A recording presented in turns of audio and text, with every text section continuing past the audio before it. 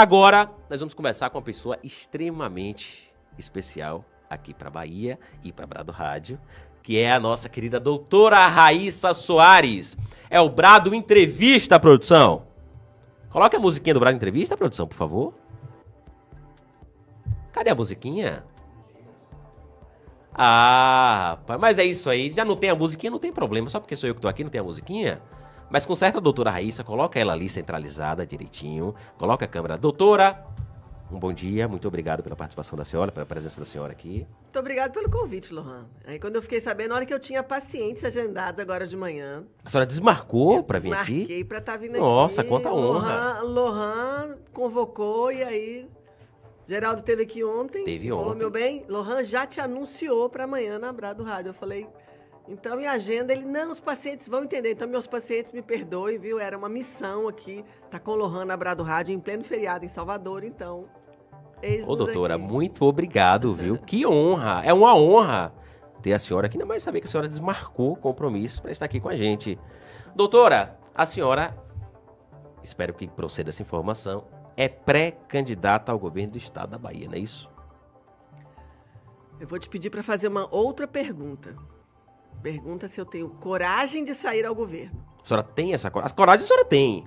Coragem a senhora tem. A senhora é uma mulher guerreira, corajosa. Pronto. Tem mais coragem que muitos homens por aí. Quando as pessoas estão me perguntando isso, inclusive encontrei recente, fui tomar um café na padaria ali perto do hotel onde que a gente está, aí encontrei um senhor.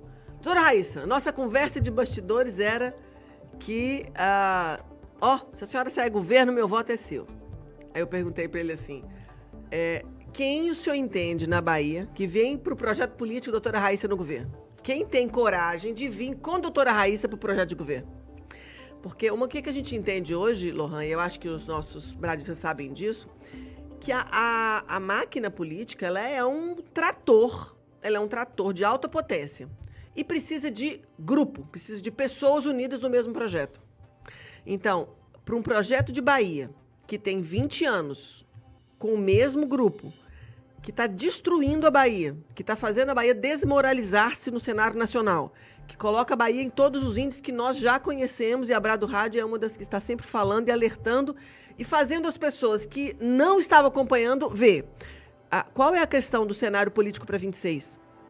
Sem dúvida nenhuma, o cenário nacional vai interferir nos estaduais, como sempre acontece, mas nesse cenário a gente tem, pelo menos essa é a impressão que a gente teve com uma visitação a Brasília, de estar aqui em Salvador, entendendo o seguinte, que essa movimentação nacional de quem será o candidato, quais serão esses nomes, quem será o nome que vai agrupar mais pessoas e que tem mais capacidade de eleição no nacional, que na minha opinião é Tarcísio. Então, assim, eu enxergo o Tarcísio como o futuro candidato a presidente do país. E, ao mesmo tempo, isso vai facilitar para os governos. Então, Raíssa disputaria governo? Eu disputaria governo se esse for um conjunto do grupo e se, naquele momento de pesquisa, é o nome que for mais cotado. Porque eu entendo que política hoje está em número, ela está baseada em... Esses institutos de pesquisas, eles são muito considerados, muito. Então, quando alguém me pergunta o que você vai fazer, o que você vai sair na política, eu sempre digo o seguinte, Lohan, que quando as pesquisas saíram há 3, 4 semanas atrás, em que eu estava lá cotada para Senado e para governo, eu falei, gente, mas eu não estou abrindo a boca para política, o pessoal me colocando nessas pesquisas. Então, o que eu disse? Eu vou estar aqui sim no pleito, vou estar lutando pelo povo baiano. Me chamaram para ir para Minas e eu falei, não, eu preciso honrar a Bahia. É a Bahia que precisa de gente, é a Bahia que precisa de voz, é a Bahia que... É onde ali tudo começou. Mesmo que eu tenha mais tempo de vivência de Minas, eu tenho menos tempo de Bahia, mas foram os baianos que me adotaram politicamente, foram eles que me deram 1 milhão de votos, 1.057.085 votos. Então, o que nós temos que entender, o cenário de 26 a gente já começou, as pessoas já estão fazendo o seu movimento político. E a doutora Raíssa também começou, tanto que tem... Quase 3 semanas que eu estou fora de casa, trabalhando online e rodando cenários, conversando com partidos, conversando com lideranças políticas, conversando com o povo, conversando com bases, movimentando e colocando o seguinte, olha, a doutora Raíssa sim está no pleito de 26. E por incrível que pareça, agradeço aí todos os líderes de partidos que me receberam, as pessoas que me receberam muito bem. E isso é algo que a gente tem que eu tenho que deixar assim claro para nossa gente que hoje eu estou PL. Estamos analisando, não consegui falar com o PL, tentei falar com o PL Nacional e o presidente Bolsonaro, inclusive, ele viajou, mas eu consegui falar com o Flávio Bolsonaro. Me deu um recado muito gentil, inclusive, e até numa conversa informal, mas entendendo o seguinte, nesse momento é momento de união, de forças, e que a gente vai ter que usar, Lohan, de estratégia. Porque nós estamos dizendo de um cenário político baiano que todo baiano que está me escutando sabe mais do que a doutora Raíssa. Nós precisamos tirar o PT dessa gestão. Com toda certeza. Ô, doutora, eu gostaria de fazer uma pergunta para a senhora a nível nacional. Se a senhora fosse candidata à presidência da República e fosse eleita, o que a senhora faria no primeiro momento como presidente da República? As perguntas de Lohan para a doutora Raíssa, você... É uma possibilidade. Não. Eu vou... Vamos aqui imaginar. Doutora Raíssa, candidata. Muito bem. É claro que eu não sou candidata a presidente da República, Mas se fosse, nessa possibilidade... o que eu vejo? O que eu vejo no cenário no cenário nacional, primeiro? Acho que uma coisa que o brasileiro não aguenta mais é imposto. Então, assim, tiraria os impostos todos os impostos que Lula colocou, eu tiraria. Porque a classe trabalhadora não está suportando mais esse sufocamento de taxas e impostos. Tem que enxugar a máquina pública, Lohan. Você que está me escutando, você sabe disso. O dinheiro que é produzido, é você que produz, você gera impostos e esse dinheiro é arrecadado. E essa arrecadação está sendo gasta com a máquina. Aí colocaram lá quase 40 ministérios. Não, volta aos prédios originais, 17 ministérios. Vamos enxugar e vamos fazer pessoas competentes darem conta do recado. Então, se eu enxugo a máquina pública, eu enxugo o tanto de funcionários que eu tenho ali, eu vou conseguir. Que é um pouco do que Bolsonaro fez. Bolsonaro foi nessa linha, verdade. Menos Estado, menos Brasília e mais Brasil, que é uma lógica do pensamento que acompanha todo mundo, que luta pelas pessoas, pelas famílias. Se eu quero facilitar a vida das pessoas, eu não posso querer que o Estado fique gigante. Porque é o Estado que fica enorme oprimindo o povo. Então, preciso enxugar a máquina pública, tirar esses impostos. Um grande câncer que tem na nossa política, a nível nacional, e aí eu posso dizer que é realmente em todos os estados, é a corrupção. Então imagina, nós temos aí tanto movimento da inteligência artificial que a gente precisa aprender a usá-la a nosso favor. Agora imagina se a gente consegue estabelecer um sistema de inteligência artificial anticorrupção. Já pensou? Então eu consigo... Eu vou conseguir reconhecer fraudes de transferências, fraudes irregulares. Eu vou considerar, eu crio, porque, olha, gente, a inteligência artificial é hoje um avanço em várias áreas, inclusive na medicina. A inteligência artificial vem para somar, ela não vem para substituir. Então, ela agrega, ela te facilita o raciocínio, ela te facilita o pensamento, os planos de ação, a forma. O judiciário tem usado inteligência artificial, você como advogado sabe disso. E assim, todas as áreas, a IA, ela tem aí estando presente. E aí, o que acontece com a IA? Eu falo para ela o que eu quero. Então, por exemplo... uma das coisas que nós sabemos é verbas de construção, verbas para construir, para gerar alguma transferência de renda. Ela tem que estar condicionada a cumprimentos, por exemplo, de quesitos que eu, gestora, eu determino o que ela vai ter cumprido. Cumpriu isso, está liberado a segunda parcela. Cumpriu isso, está liberada a terceira. Só que com sistema antifraude. Então, nós estamos dizendo de ser... Peraí, nós temos que ir atrás aonde a torneira está aberta. Por que o país não quebra, Lohan? O país não quebra porque o país é rico em produção, é de gente trabalhadora, está produzindo dinheiro e mesmo com tudo que está acontecendo, está todo mundo com seus negócios abertos. Eles estão sofrendo, as pessoas estão com dificuldades, aumentando as contas, aumentando o mesmo dinheiro que você ia fazer uma compra, você já não volta com o carrinho cheio, o carrinho vem vazio, mas todo mundo continua produzindo. O microempresário continua com a sua microempresa, o agro continua com o seu agro, a agricultura familiar continua. Então, a máquina, ela gera muito recurso. A questão é que esse grande câncer, que eu vou chamar de praga, que eu vou chamar de câncer, é o escoar do recurso público. Agora imagina se a gente consegue ter leis, olha só, aí é o nosso parlamento, ter leis que realmente vão penalizar a corrupção. e vão vão aumentar a pena para quem desvia de recurso público. Então as pessoas vão ter temor e mais receio de colocar a mão no dinheiro que não é dela, que é do povo. Então, e aí sabe o que eu faria também, Levan? Pensando aqui? Uma grande penitenciária. Não pensou? Excelente. Fazer igual El Salvador. El Salvador, a penitenciária de El Salvador vai aparecer que é pequenininha, perto do que a gente construiria. E, ó, tinha que ser em Brasília, hein? Para não deslocar muito, não. Porque, gente, vamos falar sério.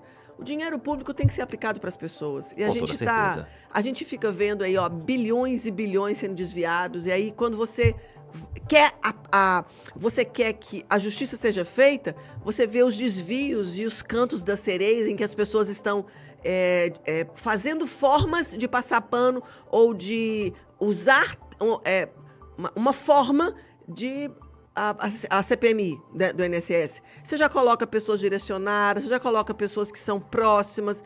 É muito ruim isso, né? Então, assim, fica fácil no Brasil. Parece que o crime compensa, parece que não há problema, eu posso desviar desde que eu seja amigo do sistema. A gente tem que moralizar o país. E olha, no cenário nacional e internacional.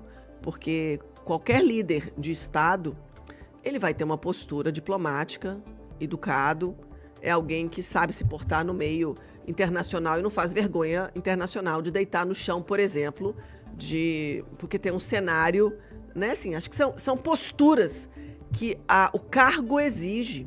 Então, o baiano, o brasileiro, ele tem essa necessidade de falar assim, peraí, eu quero alguém que me represente, que me dê orgulho, né? Então, é importante. Lembramos, a gente estava discutindo sobre imposto de renda. Sim. Porque imagina, 20 milhões de pessoas pagam para 180 milhões. Imagina, então, se a gente consegue fazer tira esse imposto de renda e coloca uma taxa pequenininha de uma transação para as compras e vendas. Então, você ali nem vê aquela taxazinha pequenininha, um ponto pouquinho, aí calcula, aí os matemáticos calculam, mas é que eu vou ter todas as transações de compra e venda gerando uma grande economia, então eu consigo sustentar melhor o país. São pequenas coisas quando a gente conversa nos bastidores, quando a gente conversa com economistas, quando a gente conversa com pessoas que do Bitcoin, aí você fica vendo, né, todo esse universo do Bitcoin que já abriu, que tem muitas pessoas que já aí tem vários cursos, a própria Brado Plus está fazendo, né, um curso do Timóteo que está ótimo sobre Bitcoin, e aí você tem uma moeda em que todo mundo ali tem o seu recurso, mas espera aí, ninguém me toca. Eu faço a autocustódia do meu valor, então aqui, olha, calma, e olha, o Bitcoin pode ser usado como moeda que faça compra e vendas, imagina isso. Então, assim, são coisas que a gente estava conversando e pensando o seguinte, o que o nosso país precisa? E o que o nosso Estado precisa? Que eu acho que são coisas que vão fazendo a gente sonhar. É possível, gente? É possível pensar num novo governo? Olha, vou fazer um adendo aqui, Lohan. Eu tive a oportunidade nessas andanças das últimas 2 semanas de conhecer pessoas que foram deputados constituintes. Imagina, pessoas aí que estão na sua faixa etária de 80 anos. E eu perguntei para eles, o que vocês enxergam do cenário político atual? E todos falaram assim para mim, doutora, nunca vimos nada igual. Estamos, talvez, num dos piores cenários políticos do nosso país. Então, quando a gente olha esse cenário, até de quem já viveu tempos áureos da política, em que você tinha uma credibilidade, você tinha a imunidade parlamentar, você não tinha parlamentares sendo caçados, sendo presos, você tinha uma política em que os 3 poderes eles se respeitavam, era mais fácil fazer projetos, e aí eu fui estudando sobre um grande movimento que teve no parlamento, chamado Movimento Mais 10, em que tentaram, inclusive uma grande discussão em 2010, pegar 10% da receita corrente líquida do país e dedicar isso ao SUS. E aí eu perguntei para um deputado de velha guarda, eu perguntei por que não avançou? Por que o país não conseguiu melhorar o financiamento do SUS? Se era um projeto grande, foram discussões, foram semanas de discussões, e aí pegariam esse 10% do orçamento público, que é um grande problema do financiamento do SUS, que hoje continua sucateado, a gente continua com problemas de repasse de recurso público para o SUS. E eu perguntei, deputado, por que não avançou? Ele falou assim, faltou vontade política. O executivo, o ministro da Saúde e o presidente da República tinham que ter abraçado a causa que teria conseguido. Ou seja, o SUS, lá atrás, em 2010, teria sido abastecido, ou pelo menos reconhecido, como uma política pública que é estatal, que é aquela política que independe do governo. Ela é uma política que segue, independente de quem está na presidência. Nos governos, o SUS continua. Ele é um direito conquistado desde 1980, quando a gente tem a lei ordinária do SUS, mas falta-lhe rendimento. Então, quando a gente tem pessoas que querem fazer para facilitar a vida das pessoas, as políticas avançam. Por isso que o parlamento é importante, que a gente tenha pessoas ali que estão lutando pela mesma causa. Doutora, eu fiz essa pergunta para a senhora, porque essa pergunta de a senhora ser candidata a presidente da República, se há essa possibilidade, porque a senhora não é uma figura exclusivamente baiana. A senhora é uma figura nacional, tem um trabalho reconhecido nacionalmente, na verdade internacionalmente, por tudo que a senhora fez durante a pandemia. E hoje a direita precisa de um nome com coragem, de um nome de direita de fato, para representar na corrida eleitoral à presidência da República. Por isso que eu cogitei no nome da senhora, perguntei se a senhora teria essa coragem, se poderia exigir essa possibilidade. Eu vou dizer, Lohan, muito obrigado por essa pergunta. Mas olha só, no cenário político, isso eu acho que a gente pode, gente, nesse momento, sem dúvida nenhuma, o nome é Tarcísio, Lohan. O nome é Tarcísio. Acredita que ele vem como candidato a presidente? Olha, eu torço para que Tarcísio venha candidato, porque tem que ter experiência de gestão, tem que coadunar grupos, tem que ter força política, tem que ter o comportamento. E Tarcísio, ele tem todas essas habilidades. Eu não sei se ele vai querer fazer isso. Sim. Porque falar assim, olha, eu quero... hoje, Raíssa Soares é um nome que a Bahia... que eu agradeço, assim, a pandemia, ela me fez aparecer. Na verdade, o meu trabalho era muito fechado no meu mundo ali, médico. E em função de lutar pelas vidas, de enfrentar o governador, de enfrentar o Ministério Público, de enfrentar o CRM, e todos me absolveram em todos os processos que eu tive, porque, na verdade, eu estava lutando ali pelas vidas. Eu tive que defender as pessoas, mesmo que isso me custou ter processos tanto no CRM quanto no Ministério Público. Mas eu estava lutando por pessoas. E tanto o Ministério Público, tanto o CRM entenderam isso e me absolveram. Tanto que esses processos já foram encerrados. Mas o que é importante para as pessoas entenderem? Que a gente precisa de coragem para posicionamento. E o que eu tenho visto as pessoas me falarem nos bastidores e quando me encontro na rua, e elas falam isso para mim, doutora, não desiste de lutar pelo Brasil. É uma coisa que o brasileiro... Eu não estou falando de vários estados aqui. Estava em Brasília e as pessoas, assim, de vários estados. Doutora, não desista de lutar pelo Brasil. Nós sabemos que está difícil. Mas nós precisamos lutar. É claro que para presidente da República é alguém que tem experiência, né? Então, a experiência que eu trago como médica, ela não é suficiente para uma candidatura presidencial de forma nenhuma. Eu te agradeço, assim, essa pergunta, mas nós temos que fazer uma força-tarefa de pensar qual é um nome preparado tecnicamente, politicamente, que vai pacificar o país, que vai trazer essa lucidez e colocar o Brasil nos trilhos, porque saiu do trilho. Nós estávamos caminhando. Ninguém pode questionar a forma do executivo que o presidente Bolsonaro conduziu o país nos 4 anos. Do ponto de vista de gestão, o presidente Bolsonaro fez um trabalho que trouxe orgulho a todos nós. Nós vimos o executivo do presidente Bolsonaro andando, caminhando. Assim, a forma que houve avanços, crescimento, construção. É claro que não deu tempo em 4 anos de fazer tudo que nós, conservadores, que defendemos família, que defendemos as nossas pautas, gostaríamos que tivesse prosseguido. Mas a gestão executiva do governo Bolsonaro, ela é digna de aplauso, sim. Né? Assim, a gente não pode, Lohan, nunca esquecer a história. Eu sempre digo isso, a história está escrita. A história já está escrita. O dia de ontem passou. O dia de hoje, eu escrevo, de amanhã, a Deus pertence, a gente vai caminhar para construí-lo melhor. Mas a história foi construída, ela já está dada, e a gente sabe que ao longo do caminho, quando a gente vai até entender a história, como é que venderam pra gente o tempo de ditadura e como é que ele é de verdade, Exato. né? Como é que as escolas ensinaram e como é que de verdade as famílias viviam. Enfim. Mas, voltando à sua pergunta, eu te agradeço. Acho que Gente, Lohan aqui, tira aí, doutora Raíssa, presidente, coloca assim, ó, Lohan, pergunta, doutora Raíssa, presidente. Senão, daqui a pouco já estão falando assim, doutora Raíssa já está, assim, delirando na Brado Rádio e dizendo para presidente. Não, gente, a presidente da República tem que ser...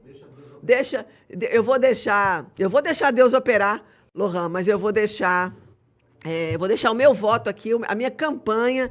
Presidente, governador Tarcísio, você que está em São Paulo fazendo esse espetáculo no Estado, sendo digno de ser aplaudido de pé, fazendo reformas, trazendo investimentos, trazendo mudanças no Estado de São Paulo, que o paulistano sente. E olha, imagina o tanto que a economia paulistana não tem hoje a responsabilidade de sustentar a economia nacional para não falir o país. Porque o superávit que vai acontecendo, esse superávit de São Paulo vai compensando os déficits nacionais dos outros estados, sem dúvida nenhuma, né? É isso aí, doutora Raíssa Soares aqui conosco no Brado Entrevista. Agora são 9h14. Você, meu querido ouvinte, peço que mande mensagem, faça a sua pergunta diretamente à doutora Raíssa. Mande aí o seu áudio ou o seu vídeo para o 7131800434, 7131800434. A entrevista acabou de começar, tem muitas perguntas para fazer. Você querendo fazer alguma pergunta, pode mandar diretamente para ela. É isso aí, produção. Quando tiver mensagem para a doutora Raíssa Soares, você me avisa. Já tem para a doutora? Pronto, daqui a pouco a gente solta as perguntas do público para a doutora Raíssa Soares. Mas antes, doutora Raíssa, a senhora está no PL da Bahia ainda. Está filiada ao PL. Sim. A senhora vai permanecer no PL? Tem pretensão de sair do PL? Se for para sair do PL, vai para qual partido? Já existe um partido ou alguns partidos que a senhora pode, sim, ir para essa sigla? Ô, produção, coloca assim nas perguntas. Lohan aperta a doutora Raíssa em todas as perguntas. A gente devia ter combinado antes as perguntas. Não pode ser uma coisa fácil. É verdade. Bom, eu continuo no PL. PL, sim, é um partido que tem a minha trajetória inicial na política, tá ali. É assim, eu entrei na política a pedido do presidente Bolsonaro, então o legado do meu início até de ousar. Eu vi uma pergunta ontem de um ouvinte dizendo aventurar na política, né? Na verdade, não foi aventurar, foi cumprir uma missão realmente de que, mesmo sendo informada que eu teria chance de não ser vitoriosa, mas ali foi o meu início da política. Então, o PL é um partido que traz esse histórico. E as pessoas, o meu 1 milhão de votos foi dentro do PL. Quando eles fizeram uma pesquisa, me colocando inclusive sem partido, a pesquisa saiu para governo e para Senado, sem partido, no outro eu acho que eles me colocaram como PRTB. Eles estavam querendo, inclusive, medir a minha força política em outras legendas. Pelo menos é assim que eu entendi quando eu procurei saber por que o Instituto de Pesquisa me coloca sem a legenda, até para entender por que eles não me colocam sendo que eu estou filiada. Isso foi até eu até fiz uns vídeos na minha rede. Então, hoje eu estou no PL. Na verdade, o que acontece nessas eleições? A gente precisa entender e enxergar o cenário de quem serão as pessoas que vão compor essa base. Sabe o que eu preocupo, Lohan? É quem serão os meus colegas, seja na Câmara Federal, quem serão os meus parceiros, seja no majoritária. Eu vou estar em que cenário? Aonde que a doutora Raíssa ajuda o projeto político baiano? Eu acho que essa é a grande pergunta, sabe? Lá atrás, quando em 21, e eu encontrei com o Magno Malta novamente no Congresso, e ele me disse que... e ele foi uma das pessoas que falou para o presidente Bolsonaro lá atrás: Bolsonaro, fala com ela para ir a deputada federal, porque ela vai perder no Senado. Isso em 21. E, na verdade, o que aconteceu? Aquilo ali era uma missão cumprida. Nós precisávamos fazer Bolsonaro ter mais voto na Bahia. E essa foi a missão. Agora, qual lugar, qual cenário que a doutora Raíssa vem em 26? As pesquisas vão ser importantes para isso. Então, eu já me coloquei que eu estou novamente no tabuleiro da Bahia, no tabuleiro político da Bahia, e eu tenho coragem para me colocar em qualquer posicionamento. Então, os partidos que estão conversando, nós conversamos com várias lideranças, com vários presidentes nacionais, com várias lideranças estaduais, com vários parlamentares. E aí é por isso que eu digo, eu ainda não tomei nenhuma decisão, como eu escutei essa frase de um político da Bahia, ele falou assim: Raíssa, nesse momento não se preocupe, todos conversam com todos, é normal. As decisões a gente faz mais próximo do prazo da legenda. Então, hoje eu sou PL, estou PL, e conversando. Acho que essa é a melhor resposta. Aí, viu, doutora Raíssa está conversando já com outros partidos. Produção, faça um favor para mim, faça uma enquete no nosso YouTube, tá? Perguntando qual partido as pessoas acreditam que a doutora Raíssa Soares deve ir? Coloca aí. Pode ser Novo, Podemos, PP, acho que é uma possibilidade, Republicanos. Coloca aí, produção. Não, coloca as opções. Não, coloca aí Novo, Podemos, Republicanos, PP. Coloca assim, qual partido você acha que a doutora Raíssa Soares deve ir ao deixar o PL? Você que está me ouvindo, vá lá no nosso YouTube, responda essa enquete para a gente entender aqui qual a opinião do povo, já que aqui no nosso programa o ouvinte tem vez e voz. Então, sua opinião é importante. Se a maioria do povo quer que a doutora vá para o Novo, ora, se ela é política, ela tem que fazer a vontade do povo. Se quiser que vá para o republicano, tem que ir para o republicano.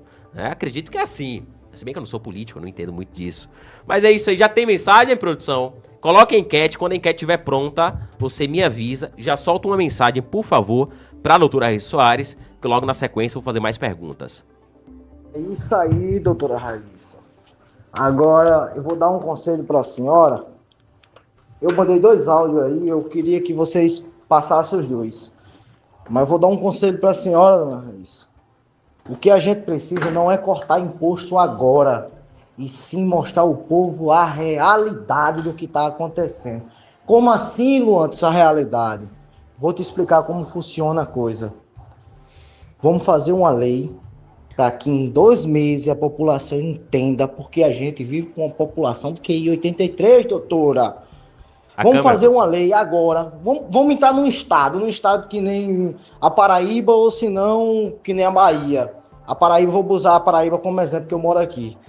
38% de imposto estadual. Vamos fazer o seguinte, a partir de hoje, vamos fazer um decreto de lei, não sei se aprova, mas se não aprovar, tem que ir para a Câmara, e a Câmara tem que aprovar. Mas com o povo na porta da Câmara, eles aprovam.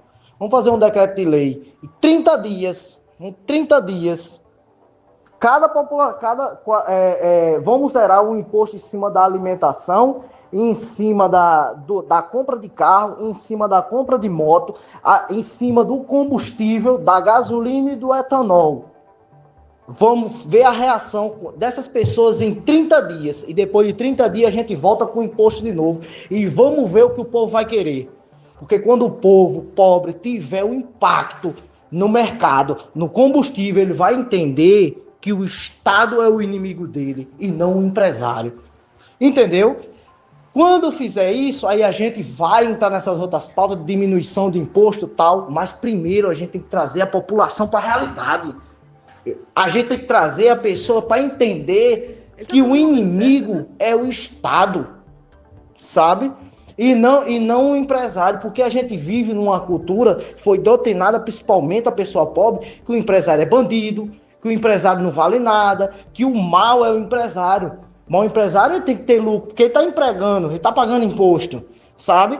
Aí eles desviam a população para brigar entre viadagem, um bocado de coisa. E quanto a população está distraída, que quanto o inimigo é o próprio Estado, fazendo a gente brigar entre religião, entre direita e esquerda, entre todos esses catalisadores, como falam na geopolítica, distrações, para a gente estar brigando entre si, enquanto o Estado empurra imposto no rabo da gente. É simples assim. Eu não vejo uma lei de zerar imposto sobre o etanol. O pessoal que fala aí, não, que a gente tem que pessoal do ambiente, mas o povo não estimula, sabe? É importante isso que você está dizendo, ouvinte, porque, na verdade, quando a gente vai pensar em aprovar leis, a gente precisa de votação. Então, o projeto, o nosso processo político, ele é um processo demorado. Ele passa nas comissões, as comissões têm que analisar, Por isso que o executivo, ele tem poder de fazer essas coisas temporárias. Então, quem está no executivo, ele vai poder fazer isso. Olha, durante 30 dias vai ter uma isenção de A e B. Mas no legislativo, no Congresso, é Câmara, é comissão, aí vai para a comissão, depois vai passar para saber se está dentro da constitucionalidade e volta, demora. Então, por isso que vocês precisam entender, e assim, os nossos ouvintes precisam entender a decisão de colocar alguém no executivo que vai estar no governo, que vai estar na presidência da República, esses que vão ser os cargos do executivo na próxima eleição, quem está no governo, quem está sentado na cadeira do executivo tem poder de canetar e decidir o que vai ser feito. Imaginem vocês que quando, em alguma época recente, que não tem muito tempo, mas o Pernambuco, pela ordem do governador, fez parcerias em que os melhores alunos no desempenho público tinham bolsas de estudo externo, faziam intercâmbio em outros países. Então, acho que foi o Pernambuco, Ceará também teve isso. Então, ou seja, quem está com o executivo, que está com o poder de definir como que vai fazer o destino do seu estado, ele pode fazer uma medida dessa. Então, mas é importante que as pessoas compreendam, e quanto mais a gente mostra isso para as pessoas simples e fazem elas entenderem de uma linguagem simples, elas vão entender que eu preciso tirar, e aí voltando aqui para o cenário baiano, a gente precisa tirar esse governo que está comandando as políticas públicas da Bahia nos últimos 20 anos. É isso aí, meu amigo, respondido. Muito obrigado pela sua audiência, pela participação. Lembrando que você também pode mandar mensagem diretamente para a doutora Raíssa. E outra coisa, você que está me ouvindo, peço que vá lá no nosso YouTube e deixe lá a sua opção para a doutora Raíssa. Qual a sua opinião? Ela deve ir para qual partido ao sair do PL? Tem uma enquete lá, né, no Novo, Republicanos, PP e Podemos. Né, são possibilidades aqui que eu trouxe, tá? Nem sei se a doutora já chegou a conversar com esses partidos, mas uma alternativa ao PL. A gente sabe, né, o que se tornou o PL a nível nacional e principalmente aqui na Bahia. Então, como a doutora é uma mulher extremamente correta, de direita, de fato, ao meu ver, a opinião pessoal minha, a doutora deveria sim sair do PL. Então, coloquei ali, pedi para a produção colocar, Novo, Republicanos, PP e Podemos. Peço que você vá lá no YouTube e vote. Você que está no YouTube, um abraço, já vote aí também. Qual a sua opinião? Tem mais alguma pergunta para a doutora, produção? Tem, então solte aí, por favor. Bom dia, doutora Raíssa, bom dia a todos, né, ouvinte Brato. Eu queria fazer uma pergunta à senhora em relação a Jair Messias Bolsonaro, né, a senhora como apoiadora dele. Queria saber como a senhora entendeu ali aquela forma até com um tom irônico, né, de brincadeira, mas de Bolsonaro chamando Alexandre de Moraes para ser o vice dele, né, de uma possível candidatura a presidente da República. É um ex-presidente, né, que quando estava presidindo, ele tanto falou de forma convicta, coisas também que eu acho também, de forma ditatorial, as atitudes de Alexandre de Moraes, mas ele chamando também Alexandre de Moraes de meu ministro, né? Todos nós sabemos o embate que era, né? Eu acharia que a forma de Bolsonaro falar que ele não reconhecia aquele tribunal, que era um tribunal totalmente politizado, e sairia mais bonito, né? Pela forma de tantas pessoas que foram condenadas à prisão. E o que a senhora tem a me dizer em relação a essa opinião, né, de Jair Messias Bolsonaro?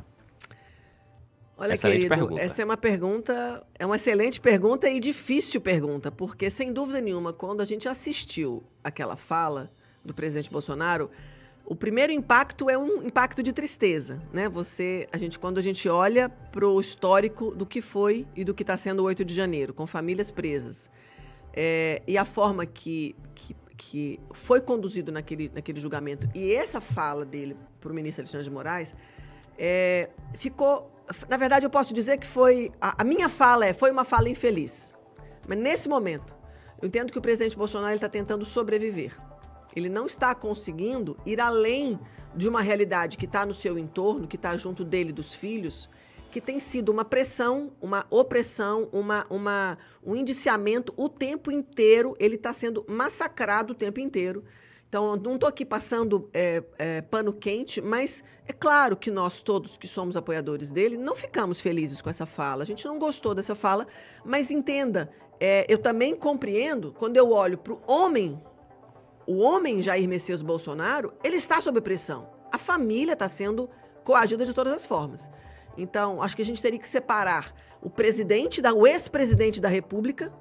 Ele nunca falaria uma coisa dessa, sendo que ele lutou e teve pessoas que militaram nas portas dos quartéis por ele, por um ideal de Brasil, por um ideal do que a gente gostaria de acontecer. Então, esse presidente nunca falaria isso.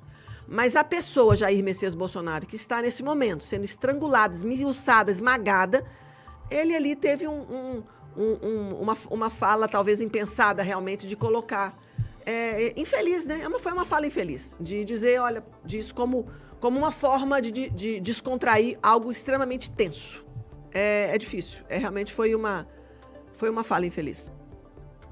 É isso aí, 9 horas e 29 minutos.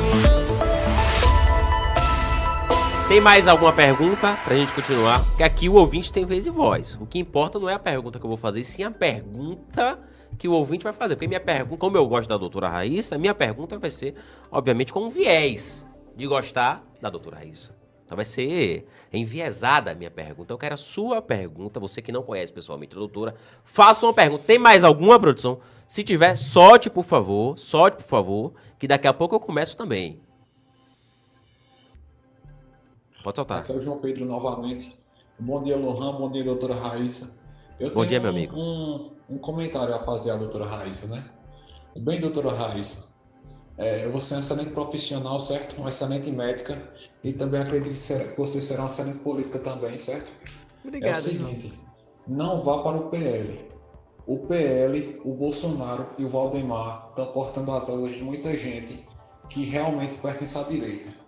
Ou seja, se você não quer ter suas asas cortadas pelo PL, pelo Bolsonaro e pelo Valdemar, por favor, vá para o Partido Novo. Lá no Partido Novo você vai ter muito mais liberdade para exercer o cargo que você quiser. Inclusive o cargo de governador da Bahia, né? Que é o cargo que você quer tanto. Ou seja, vá para o Partido Novo que lá você vai ter a liberdade que você quiser para ser a futura e a melhor governadora que a Bahia já teve. Certo? Muito obrigada, João, por essa fala sua, né?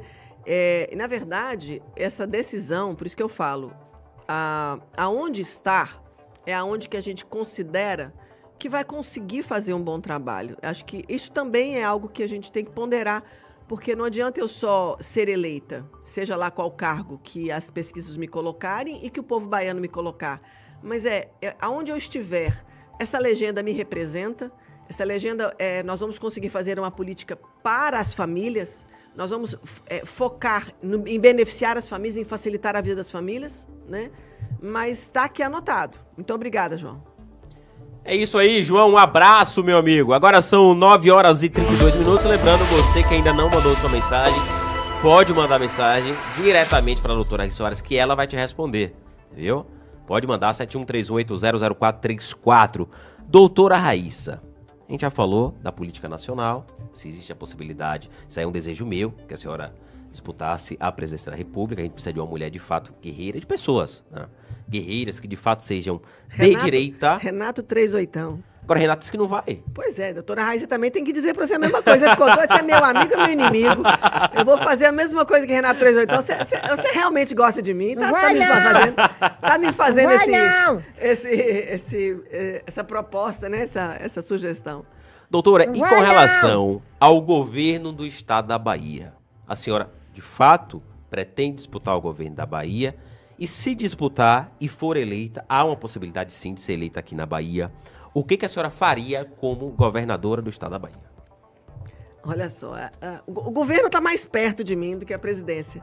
Na verdade, eu fiquei muito feliz com as pesquisas, Lohan. Quando eles lançaram que eu estava ali como uma terceira colocada, num cenário que de segundo turno, Jerônimo e Raíssa, a Raíssa vence Jerônimo nas urnas. Isso num cenário político de pesquisa, gente, de 90 cidades. Realmente fiquei surpresa e eu falei, opa, peraí, então vamos lutar pelo povo baiano. É claro que a gente também tem que lembrar que esse é um momento de discussões, de reuniões políticas, de acordos, assim, não acordos que nós estamos falando disso aqui, não. Nós estamos falando de acordos de legendas para estar caminhando com o mesmo projeto. Ou seja, quando eu estou dizendo de projeto político, eu preciso coadunar partidos para que aquele máximo de candidatos que virão a deputado estadual, a deputado federal, e que vão estar compondo chapas de senadores, eles vão estar concordando com o nome.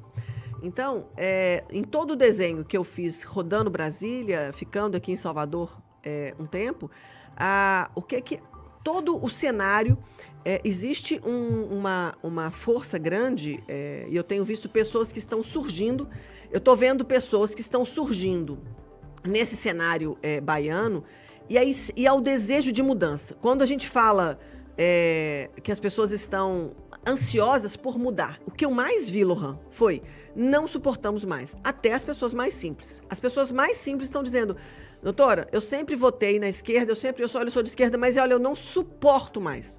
Então, o que nós temos hoje é um desenho de um povo baiano que quer realmente mudar. E isso é muito favorável para essas candidaturas que vão se fortalecendo e o nome que vai crescendo. Então, se realmente Raíssa vai sair a governo, são as pesquisas que vão dizer, é o povo baiano que vai dizer, quando tiver uma pesquisa eleitoral e que vai estar mostrando lá, e eles vão estar monitorando que, olha, doutora Raíssa está despontando, então, doutora Raíssa não vai recuar, ok? Bom, quando a gente pensa no governo da Bahia, Lohan, e aí eu falo aqui para os nossos ouvintes baianos, tem algumas coisas que são críticas no estado da Bahia, e a saúde, eu vou puxar especialmente, inicialmente pela minha área, que eu tenho mais conhecimento, que é um grande problema de uma centralização da gestão pública. Ela acabou sendo uma gestão centralizadora, então desfizeram os pequenos hospitais nas cidades, perdendo autonomia, e apostaram tudo nos grandes hospitais, nos hospitais estaduais, e que estão superlotados, e não dão conta de atender a demanda da população. Então, nós temos uma fila de espera em procedimentos, nós temos uma fila de espera absurda de cirurgias, porque as cidades perderam um investimento estadual de recurso público que o Estado coloca no município de aporte, para que ele dê conta de fazer e resolver os problemas de baixa e média complexidade. Então, a primeira coisa que a gente teria que estar fazendo no estado da Bahia é fazer uma análise de todas as estruturas hospitalares viáveis que precisam ser reativadas. Muitas estão fechadas, sucateando. Porto Seguro mesmo teve o seu hospital municipal fechado em 2018, alegando que todo o recurso que o Estado passava ao município, ele seria agora economizado e colocaria no hospital estadual. Nunca andou, nunca funcionou. Então, primeiro é descentralizar essa estrutura de saúde das cidades, fazendo as cidades terem o seu gerenciamento com suporte da capacidade de resolver seus problemas. A gente precisa entender que a fila de regulação precisa de inteligência artificial. Eu já estudei isso a profundo. Nós vimos que tem estados que, inclusive, já usaram inteligência artificial, catalogaram todos os seus pedidos. Existe uma chamada fila única do SUS, em que todos os procedimentos são colocados nesse CAD único. E o que acontece é que as pessoas conseguem, cadastrando, eu crio um programa com inteligência artificial e faço a IA pegar a minha fila de regulação, que está quilométrica, com milhares e milhares de pessoas, e definir quais são os cadastros duplicados, quem já morreu, que inclusive está na fila, quem já fez, e fazer uma atualização com critério de priorização da regulação. Então, eu consigo rapidamente pegar aquele caso, e se eu tenho palavras-chave como, por exemplo, um pedido de cardiologia, e no pedido eu vou ter palavras-chave. Aqueles pedidos, eles entram como prioridade e a gente vai conseguir atender rapidamente. Não concordo com mutirão. Acho que mutirão traz um problema de qualidade ruim assistencial às pessoas. Nós temos que fazer as cidades baianas, aquelas de médio porte, ajudarem no seu entorno, como as mesorregiões que nós já temos. Então, na saúde, se a gente descentralizar a estrutura hospitalar e se a gente trabalhar a fila de regulação com IA, já tem meio mundo andado. Fora, é claro, a auditoria que vai ter que ter nas empresas que estão gerenciando as redes hospitalares, com um controle de avaliação rigoroso para simplesmente aquelas que estão vencendo a licitação repetidas vezes e que estão no cenário há décadas, eles vão ter que ter um controle externo de controle e avaliação para saber se realmente estão entregando aquilo que está no contrato. Caso contrário, tem que ser retirado imediatamente. É vigilância de auditoria hospitalar severa, de empresa contratada sem viés político nenhum, sem interferência nenhuma. Nas questões do Estado que envolvem desenvolvimento do Estado, a gente precisa pegar a região de Ilhéus, que está ali como um polo e que tem tem um nome na política marítima, que é qual profundidade que o calado dos portos e Ilhéus tem calado para portos de maior profundidade, mas ele precisa ter uma grande reforma de infraestrutura, porque o manejo das grandes Scanias acontece no centro, numa região que as grandes Scanias não passam. Então tem que ter investimento para fazer o Porto de Ilhéus ser uma referência, a gente não perder os impostos, porque muitos produtores não vão a Ilhéus porque a estrada é ruim, e porque ali o porto não consegue receber as grandes Scanias que carregam o material que vai ser colocado no porto. Então, a produção está sendo escoada para Fortaleza, está sendo escoada para Sergipe, sendo que significa que o Estado perde os impostos dessa transação dentro dos portos. Então, nós precisamos investir para que essa economia que gera bilhões, milhões, esteja ali nos portos de Ilhéus. Nós precisamos melhorar a conexão e toda aquela grande ferrovia que aconteceu, que começou no projeto Bolsonaro e que parou, as obras da FIOL, que deveria ser uma forma de escoar a produção, de rodar, a economia rodar com facilidade, fugindo das estradas, as obras da FIOL foram todas interrompidas. Ou seja, não foi uma política estatal, foi uma política apenas foi uma política de quem estava na gestão. E nós precisamos fazer essas grandes políticas de desenvolvimento estrutural ser políticas estatais, fazer isso virar lei, de forma que, se mudar governo, aquela política não vai poder parar. Então, se a gente fizer o desenvolvimento da Bahia através da Câmara, e aí nós vamos precisar dos deputados estaduais conosco, entendendo que alguns projetos de reforma do Estado têm que virar lei, nós vamos aprovar isso em lei, e mesmo que 4 anos passem no governo, o próximo governo vai ter que continuar executando aquela política. Então, nós conseguimos avançar 40 anos em 4, Lohan, que é não ser apenas porque, vamos supor, é Raíssa no governo.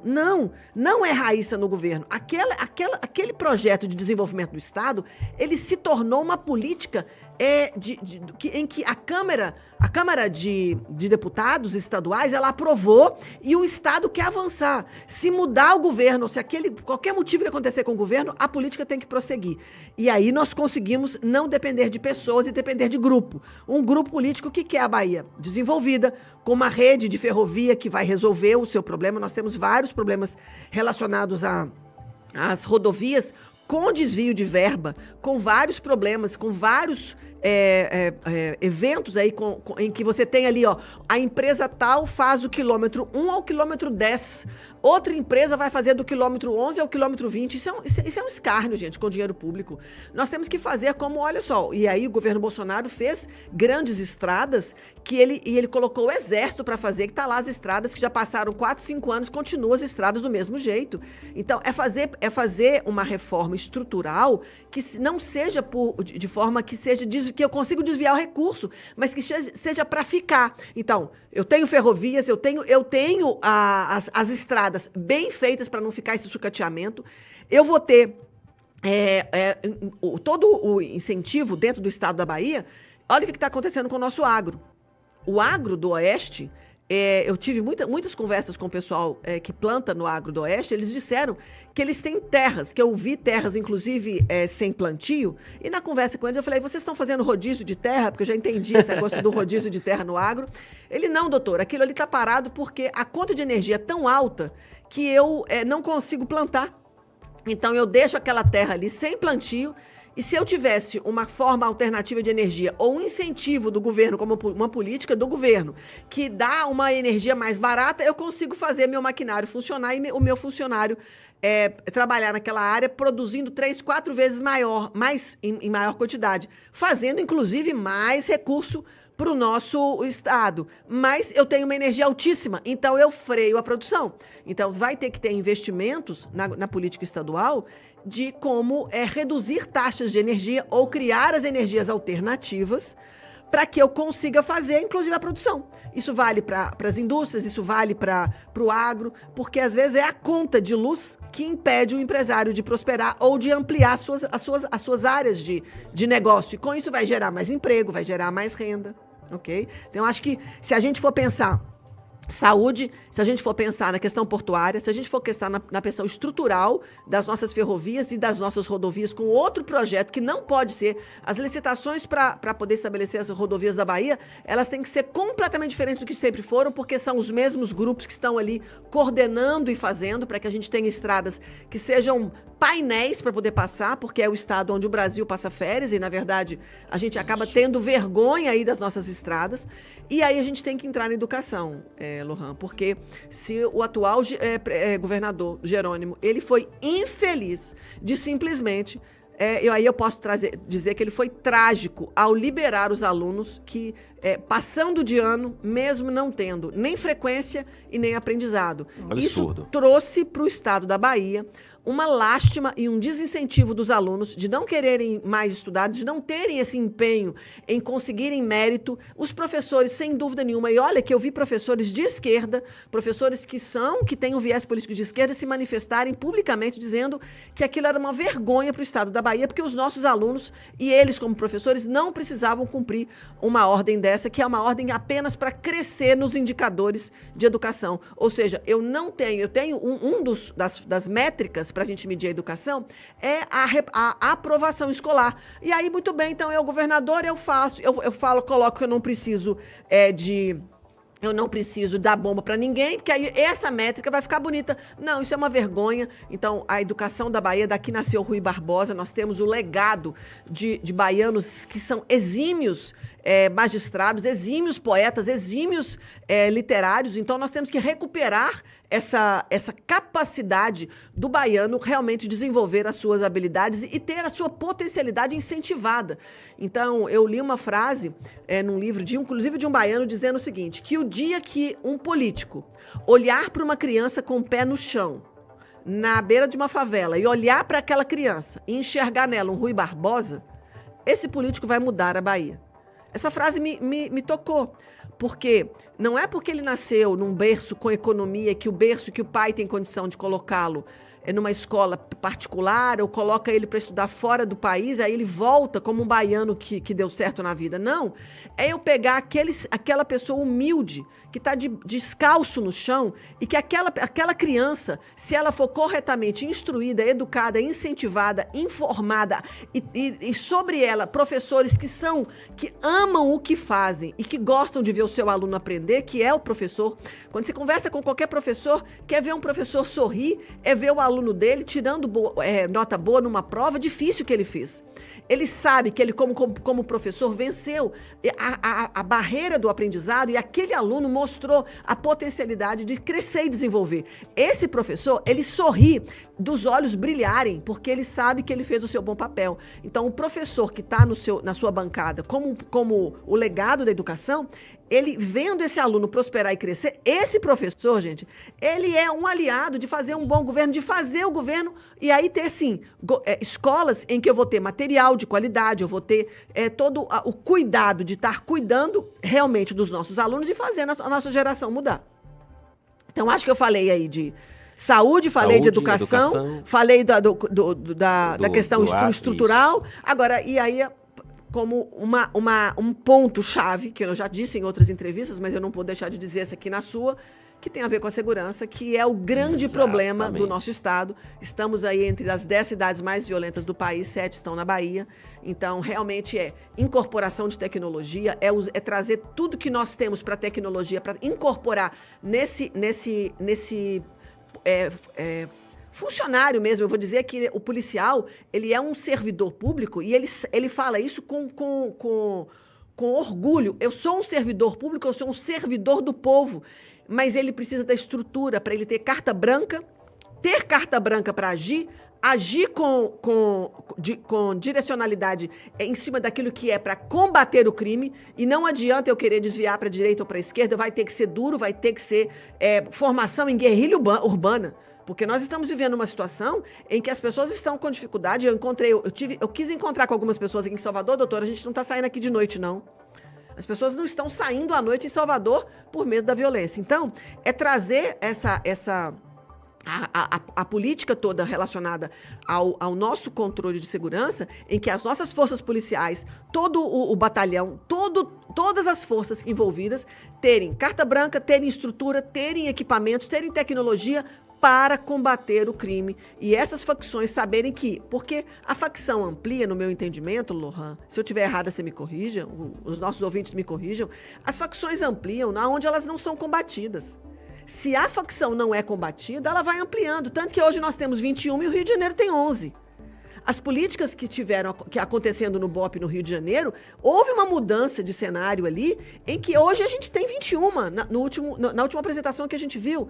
E a gente viu um seminário recente de segurança pública, em que é trazido ali as estratégias. Então, tem estratégia, mas tem que ter investimento. Ou seja, quem está no executivo, ele tem uma decisão, aí a gente chama-se poder da caneta. Quem está no executivo tem o poder da caneta de falar assim, é uma decisão de quem é governador de fazer o estado da Bahia ser seguro. É uma decisão de quem está governador fazer o estado da Bahia ter saúde. A educação da Bahia vai ter os seus melhores indicadores, porque nós vamos fazer o projeto ABC para melhorar os indicadores. Essa é uma decisão. Acabou. Se eu tenho decisão, eu executo. Entendeu? Perfeito. 9h49. Estamos conversando com a doutora Raíssa Soares, ela que foi candidata ao Senado pelo estado da Bahia na eleição de 22, teve mais de 1 milhão de votos e é pré-candidata ao governo do estado da Bahia. Lembrando que você pode mandar mensagem diretamente para a doutora Raíssa no 7131800434. Faça a sua pergunta da forma que você quiser, da maneira que você quiser. 7131800434. Lembrando que tem lá no nosso YouTube, você que está me ouvindo aí no aplicativo, na rádio, peço que vá no nosso YouTube e responda a nossa enquete sobre qual partido a doutora Raíssa deve ir ao deixar o PL. Você acha que ela deve ir pro PP, pro União Brasil, pro Novo, União Brasil não tá na enquete não. Novo, Podemos, ou até outro, sugira aí, mande mensagem, o Lohan não tá na enquete, mas eu acho que deve ir para outro partido, sei lá, União Brasil. Vá lá, vote na enquete, se não tiver na enquete o partido que você acredita, manda na mensagem. Doutora, a senhora já falou sobre muita coisa, sobre os principais problemas aqui do estado da Bahia. São 20 anos de PT, muitos problemas. E eu acredito que, além da segurança, da falta de segurança, que é o maior problema, tem um outro problema do povo baiano, que o povo enfrenta, que é a tal fila da regulação. A senhora já falou, mas a minha pergunta, eu gostaria que a senhora respondesse com sim ou não, sobre a fila da morte. A fila da morte é a tal fila da regulação, as pessoas entram nessa fila à espera de um exame, o exame às vezes bobo, passa 10 anos para fazer. Vai fazer uma cirurgia há 20 anos, morre na fila.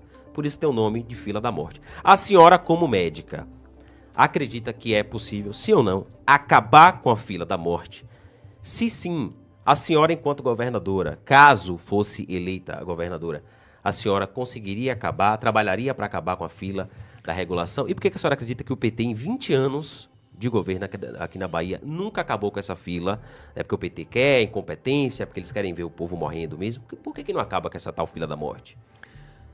Boa pergunta, Lohan. É o seguinte... A fila da regulação é um instrumento que está baseado na legislação do SUS.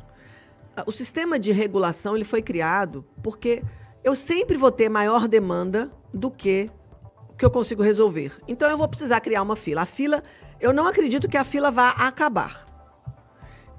Porque enquanto as pessoas estão ficando, inclusive, mais empobrecidas, elas vão ter menos plano de saúde e vão chegar mais ao SUS. O SUS, como Serviço Único de Saúde, que vai prestar um serviço para a população de forma gratuita, sendo pago pelo governo, a partir do momento que a minha população ela cresce na sua capacidade de gerenciar os seus próprios recursos, ela vai sair do SUS e vai para os planos de saúde ou no particular. Mas o SUS, a fila do SUS, ela não precisa acabar, se a gente for pensar na lógica de que eu tenho uma série de coisas a serem feitas e eu preciso colocar numa ordem de prioridade. Essa que é a fila. Por que está errado na fila da Bahia? É que ela é uma fila política. Essa fila da morte é porque você tem acesso a chegar nas pessoas, a chegar nos procedimentos ou numa cirurgia, se você conhece alguém da política. E eu escutei isso quando eu cheguei em Porto Seguro. Uma das primeiras pacientes que eu atendi em Porto Seguro, ela me disse isso. E eu estava chegando de Belo Horizonte, que tem uma fila de regulação que funciona. Belo Horizonte, com um SUS extremamente robusto, como uma capital ali de mineira, onde eu trabalhei 25 anos da minha vida, eu vi uma fila de regulação funcionar e eu, médica, sem nenhum apadrinhamento político, eu apenas a médica que fazia um relatório bem feito do porquê que eu, médica, estava dizendo para a regulação do SUS que aquele caso tinha que passar na frente de quem estava esperando há 1 ano, 2 anos, 3 anos. E eu, como médica, fazia um médico do outro lado da tela, quando analisava aquele documento, e ele entendia, não, realmente, doutora Raíssa está me dizendo que esse paciente aqui tem que passar na frente. Eu, como médico da regulação, vou priorizá-lo na fila. Isso está regimentado em lei. E Belo Horizonte funciona muito bem. Pelo menos funcionava até quando eu saí de lá, nos últimos 6 anos. Então, o que acontece? Quando eu cheguei em Porto Seguro, uma paciente que estava aguardando uma fila de procedimento cirúrgico, e ela me disse, não, doutora, eu estou aguardando há 6 anos. Eu falei, como assim você está aguardando uma cirurgia há 6 anos? E com um problema grave. Ela falou, não, é porque eu não conheço vereador nem deputado. Isso eu escutei de uma paciente da periferia que mora num bairro carente de Porto Seguro. Quando eu cheguei na cidade, eu falei, não. Eu ainda falei assim para ela, não, a senhora já ouviu falar da regulação? Ela olhou assim para mim, tombou o pescoço e falou assim, você não é daqui não, né, doutora? Aí eu falei, não, eu sou de Belo Horizonte, eu acabei de chegar lá, é por isso. Você está na Bahia, doutora. Aqui ou você conhece um vereador ou você conhece um deputado para operar. Caso contrário, a gente morre na fila. Então, o que precisa ser feito enquanto governo da Bahia com a fila de regulação? Primeira coisa é não permitir influência política na regulação. Essa influência política deixa de existir.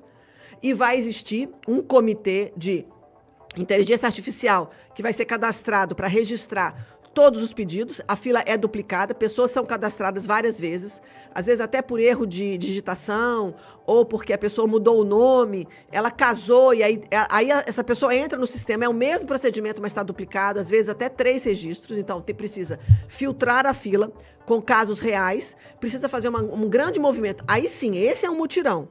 Eu sou contra mutirão para procedimento médico, que o médico tem que operar em pouco tempo e esse grupo normalmente tem dificuldade de fazer o aporte aonde que aqueles pacientes vão ser cuidados se eles complicarem. Então, as cidades pequenas, elas têm dificuldade de onde coloca muito doente, se complica.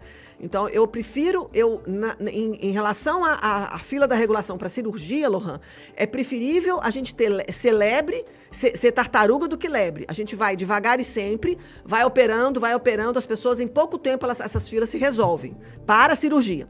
Mas falando em regulação para acabar, filtrar a fila, trazer essa fila usando a inteligência artificial a favor do sistema público, não deixar politizar e aumentar a capacidade dos hospitais de resolverem. Como eles fecharam os hospitais não resolvem.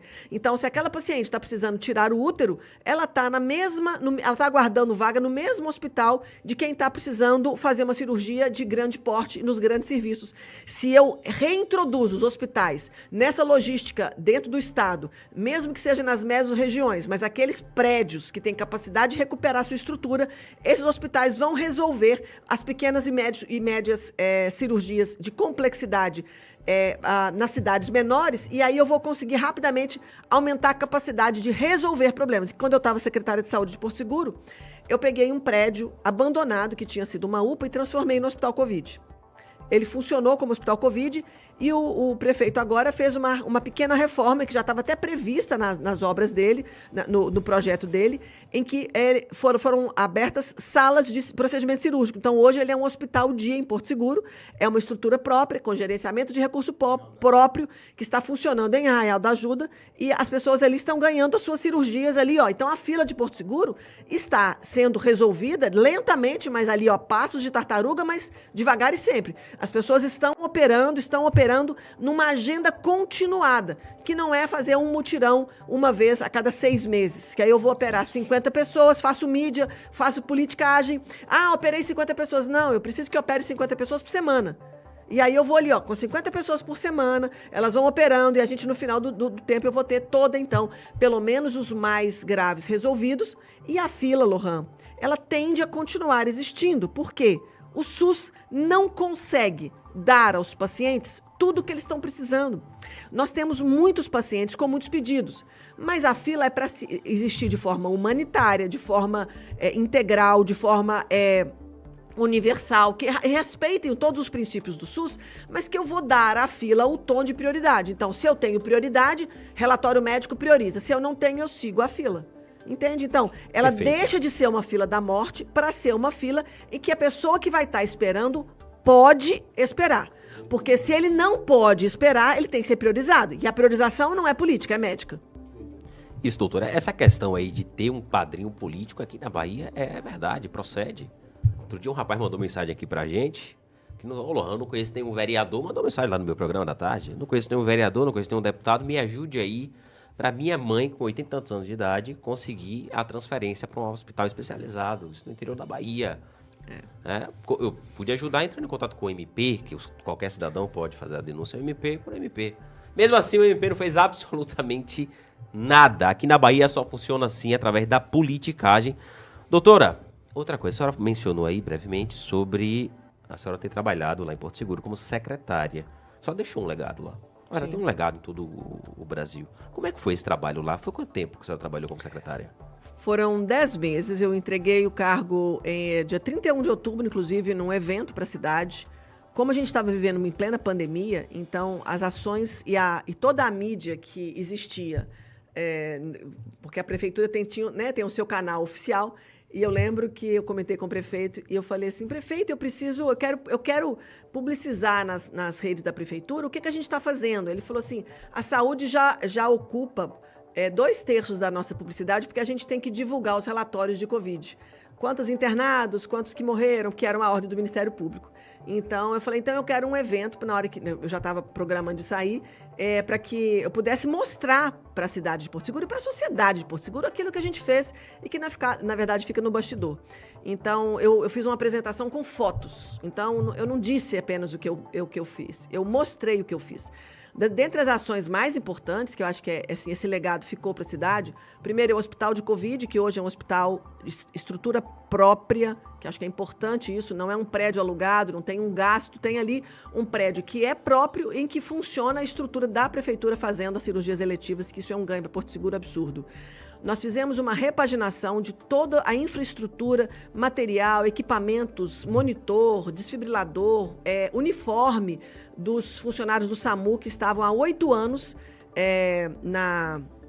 já funcionando como sede do SAMU em Porto Seguro, a sede é o Nápoles Porto Seguro, e ali não tinham estava tudo sucateado. Então nós conseguimos fazer um investimento no SAMU, ele ficou repaginado. Resolvemos um problema de ambulância que estava parada do SAMU, que você precisa... existe uma normativas no Ministério da Saúde, que via SAMU, que você consegue ter a troca da sua ambulância. Então, tinha uma irregularidade ali, a gente resolveu, então trouxe mais ambulância, uma ambulância nova para o SAMU.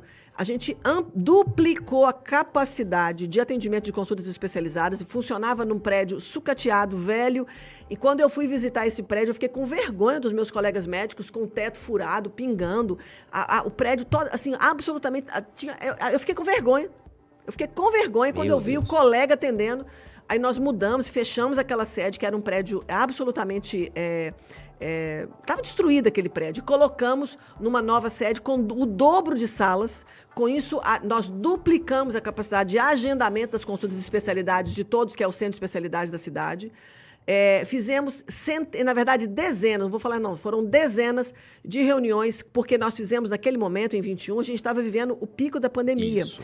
E nós tivemos uma grande parte da gestão envolvida e fazendo a gestão, inclusive, do fornecimento montamos 5 centros ao redor de Porto Seguro, porque muita gente não sabe, mas Caraíva, Trancoso e Arraial pertencem a Porto Seguro, são considerados distritos da cidade, então elas fazem parte do território Porto Seguro. Então a gente fez durante todo o ano de 21, que aqui foi o período que teve maior mortalidade da Covid, nós tivemos centros de Covid montados em Arraial, 2 em Porto Seguro, um em Arraial, um em Trancoso e um em Caraíva, atendendo a população, com medicação, fornecendo exames e assim, fazendo uma grande força-tarefa para a população. E ainda vivi, nesse período, Lohan, um surto de malária.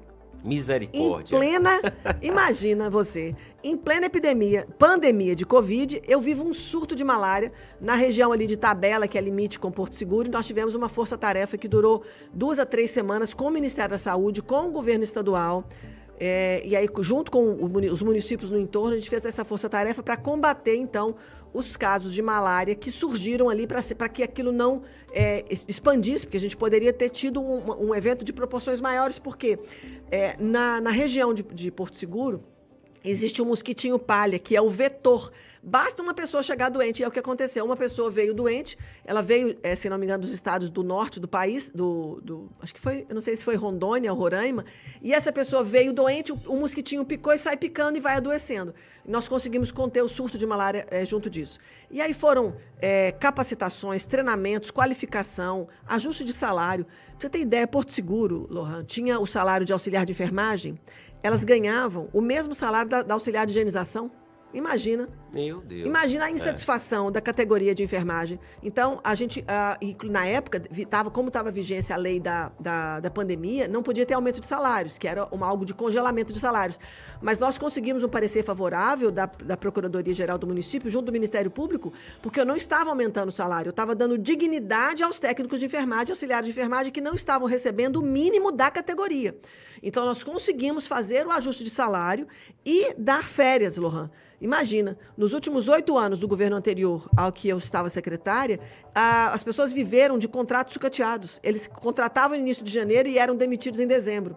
Então, eles ficavam com aquele período de 20 dias não remunerados para renovar um contrato que era sempre um contrato, esses contratos temporários. Então, aqueles funcionários de 8 anos de carreira, eles não tiveram férias remuneradas, pois imediatamente a gente regularizou o salário, deu os direitos, trouxe o sindicato para conversar, trouxe o sindicato, todos os vínculos de CLT e de contrato provisório, e aí a gente foi ampliando essa dignidade do servidor da saúde.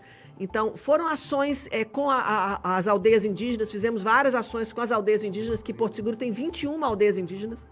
Fizemos vários trabalhos com o grupo, com as aldeias, com a CESAB, que junto, porque ela dentro da Secretaria Estadual tem o comando da saúde indígena. Olha, foram ações, inclusive eu cheguei a deixar aprovado, antes de sair, já no Conselho Municipal de Saúde, que a gente tem que fazer isso, a ambulância, que seria a ambulância. É uma ambulância na água.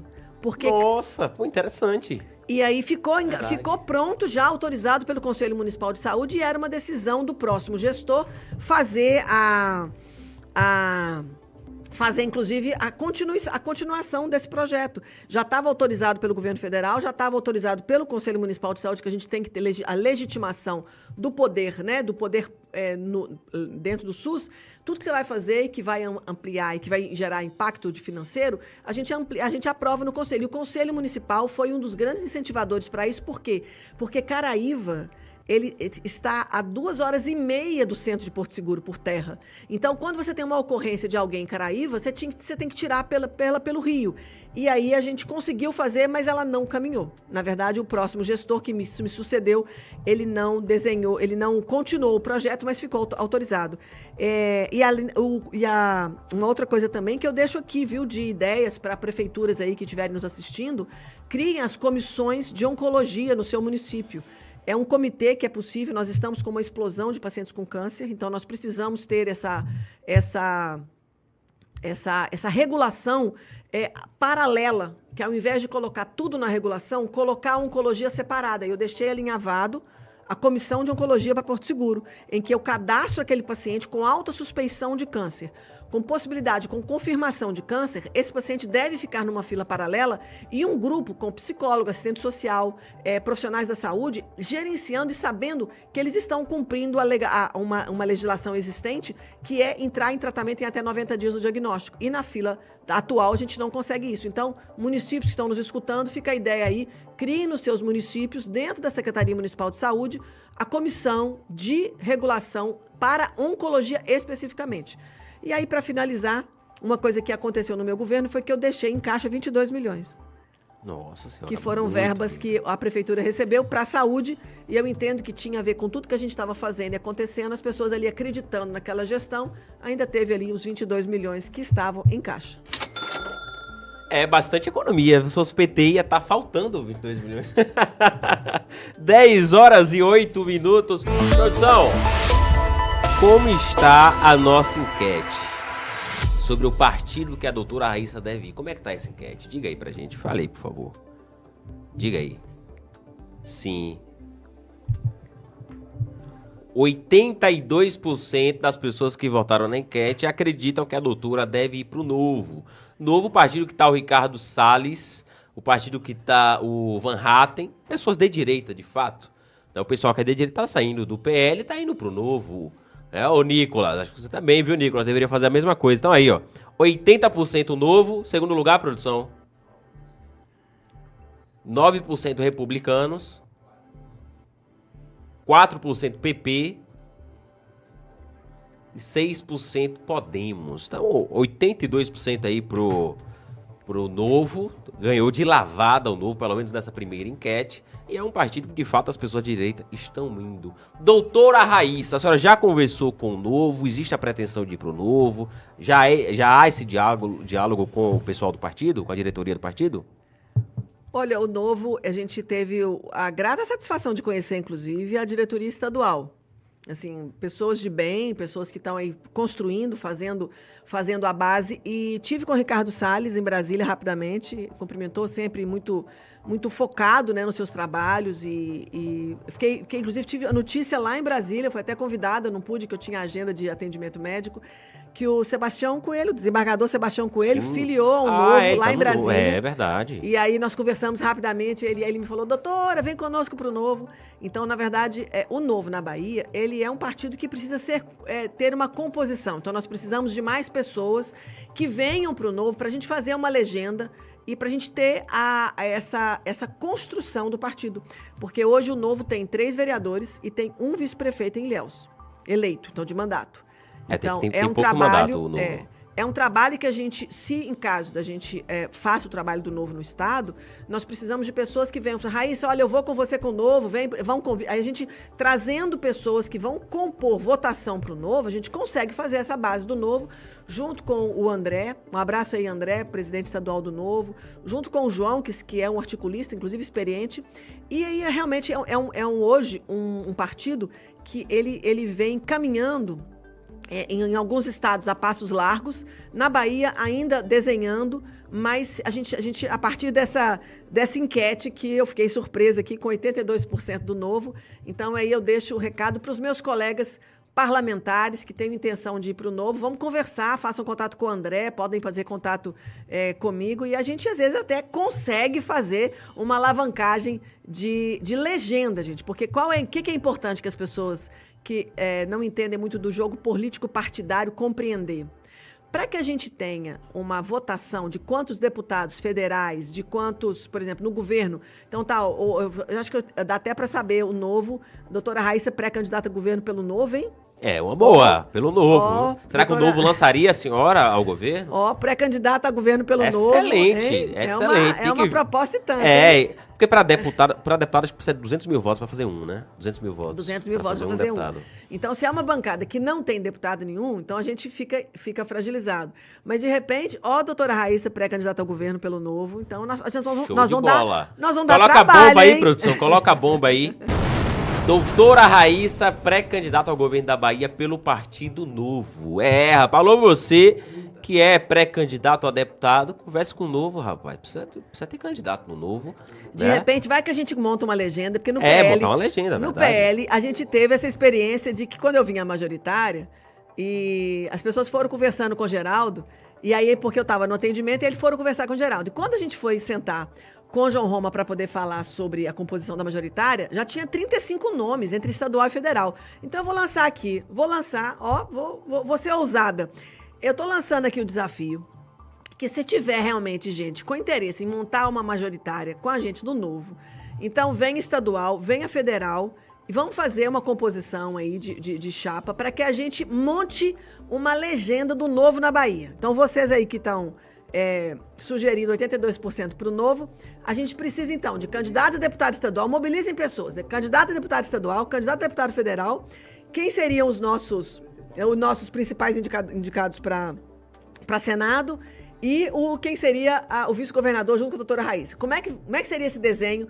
E aí eu vou deixar aqui depois com a produção o telefone de Geraldo, vocês vão ligar para Geraldo ou para o André, que aí a gente combina e falou, gente, nós fizemos uma explosão na Bahia, depois da entrevista de Lohan com a doutora Raíssa no feriado, explodiu o Novo na Bahia com a chapa, já vamos ter aí, ó, nós vamos precisar de quantos nomes? São 30 e poucos deputados federais, 39 deputados federais e 63 deputados estaduais, então, além de 2 senadores. Alô, você que tem aí a pretensão política de ser candidato a estadual ou a federal, entre em contato com o Geraldo, ajude a montar essa chapa aí, rapaz, de deputados federais, estaduais, de pessoas de fato que são de direita, até porque a doutora Raíssa é uma puxadora de votos, viu? Então, entre no Novo, a doutora está indo pro Novo. Eu imagino, né, que está indo pro Novo, acredito. Acredito. Nós estamos... A vontade do povo tem que prevalecer. 82% tá dizendo aqui que só tem que ir pro Novo. Ô Luiz, coloca aí no comentário, aí na sua tela, no GC, o telefone de Geraldo, que quem quiser, faz contato com o Geraldo, que é 73998531010. Põe esse número aí, 998531010. Esse é o telefone de Geraldo, meu esposo. E aí, se você que está nos escutando, acredita que é possível a gente montar, porque nós estamos contra o tempo, gente. As pessoas já estão aí fazendo pré-campanha. 73998531010. Ele vai colocar. Se a gente tiver, por exemplo, se o Novo, como aqui nós estamos falando pela estatística, né? Pela pesquisa que Lohan jogou no ar, 82% sugerem que eu vá para o Novo. Para eu sair do PL, eu preciso de ter um partido com pessoas que tenham voto. E a gente compõe, e ali a gente faz uma chapa importante, lançando federais e lançando estaduais. Aí sim, nós conseguimos fazer essa grande mudança na Bahia. Mas a pergunta é, quem vem comigo? Quem vem com esse desafio? A André do Novo, vou te mandar assistir esse programa aí para você colocar depois aqui na Abrado Rádio o contato da sua equipe de apoio, porque ele é o presidente estadual do Novo, eu sou super do bem, a gente conversou, mas a nossa dificuldade, Lohan, inclusive já de dar o sim para o Novo, é de não ter a legenda no Estado com representatividade de partidos de parlamentares eleitos, sejam vereadores, sejam prefeitos. A Bahia não tem deputado federal do Novo, né? Então nós precisamos de montar esse partido. A pergunta é, no cenário político, aí eu lanço para vocês esse desafio, vocês ouvintes da Abrado, a partir desse momento. Foi feita uma pesquisa, feita aqui pela Abrado Rádio, em que é perguntada à audiência para qual partido a doutora Raíssa deveria se filiar. 82% está dando Novo. Então eu lanço aqui para você, ouvinte, quem vem com a doutora Raíssa para o Novo? Eu preciso de montar uma legenda com candidatos a deputados estaduais, candidatos a deputados federais, especialmente federais, para a gente poder compor. E quem viria conosco? Se a gente conseguir fazer esse grande movimento, eu acredito sim que o Novo está aberto a nos receber.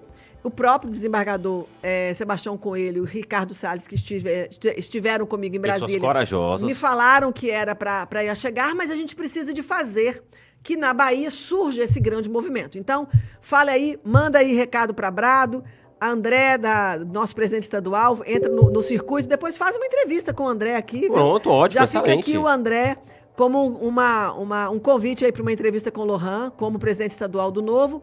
Esse cenário que se aponta do Novo, e a gente pode, então, todo mundo já faz contato com o Geraldo, manda o WhatsApp para ele, e aí vamos fazer essa composição de pessoas que queiram fazer uma chapa dentro da legenda do Novo, legenda 30, nas eleições de 26. Olha que isso é ousado, hein? É, bem ousado, bem ousado. Inédito isso. Inédito.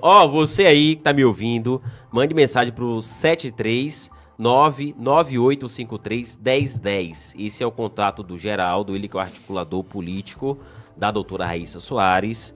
Monte o Novo com a doutora Raíssa. Você que quer de fato mudar a Bahia, pelo menos tentar mudar, entre pro Novo. Ajude a doutora Raíssa Soares. Tá? Entre em contato com esse número que eu falei, 73998531010. É isso aí, 10 horas e 17 minutos. Produção, tem mensagem para a doutora Raíssa, produção? Então solte o povo, taca-lhe pau, por favor. Pode soltar o povo. Bom dia a todos da Brado. Na possibilidade de uma candidatura independente, doutora Raíssa, a senhora se candidataria a governadora do estado da Bahia com o Coloca a grupo câmera na Farol da doutora. Liberdade do Abraham Weintraub. A senhora entendeu a pergunta? Solte novamente, por favor. Bom dia a todos da Brado. Na possibilidade de uma candidatura independente, doutora Raíssa, a senhora se candidataria a governadora do estado da Bahia com o grupo Farol da Liberdade do Abraham Weintraub.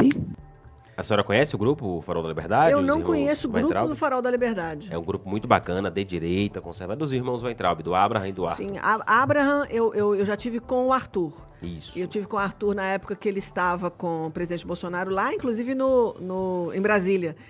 Mas eu acho que é composição, a gente tem que estar conversando, criando estratégias, né? Uma forma que eu acho que é importante entender que todo mundo que estiver abraçando o trabalho de uma direita que se estabeleça no Estado vai ser bem-vindo, né? Eu não conheço o movimento, mas conheço de perto, assim, presencialmente, Arthur. Abraça, Arthur. E se for realmente para a gente gerar resultados para as famílias, resultado para fazer o Estado da Bahia prosperar e crescer, nós vamos estar apoiando. Com toda certeza. Tem mais mensagem, produção? Solte, por favor. Taca-lhe pau. Bom dia, bradistas de todo o Bom Brasil. dia, minha amiga. Bom dia, Lohan. Eu também te acompanho à tarde. Ô, minha amiga, obrigado. Nunca participei do seu programa. Já até tentei, não? mas Oxi. não deu tempo, né, mas que eu mandei o áudio muito... Depois no finalzinho, depois né? do horário, sei lá, muito próximo do fim, né, melhor dizendo. E aí acabou que não foi ouvido, mas tranquilo, continuo vendo, mas às vezes não dá para participar. Eu queria deixar uma sugestão para a doutora Raíssa, o seguinte, eu acho que a gente está precisando de campanhas educacionais voltadas para as políticas públicas, para o pessoal mais carente, para o pessoal que, como um outro ouvinte falou, né, QI 83. Eu brinco que tem um pessoal que é mais aguerrido, que é mais difícil de se conversar, porque é aquela galera apaixonada, tipo time de futebol, que esse pessoal regrediu do QI 83 para o QI 12, que é o mesmo QI que norteia o pessoal lá da militância do PT e o próprio PT mesmo, né? Não considero pessoas com uma alta capacidade, não. É QI 12 mesmo.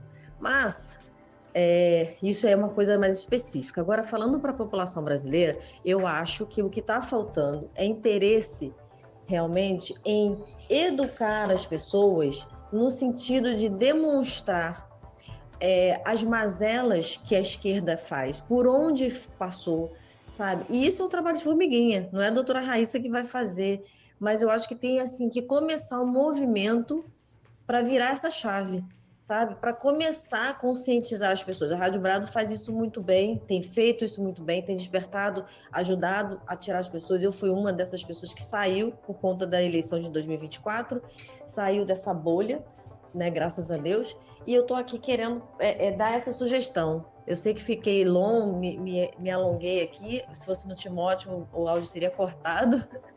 Mas eu acho que está faltando isso. Realmente o povo, principalmente das regiões mais interioranas da Bahia e de outros lugares do Nordeste, precisa se conscientizar do que é o PT.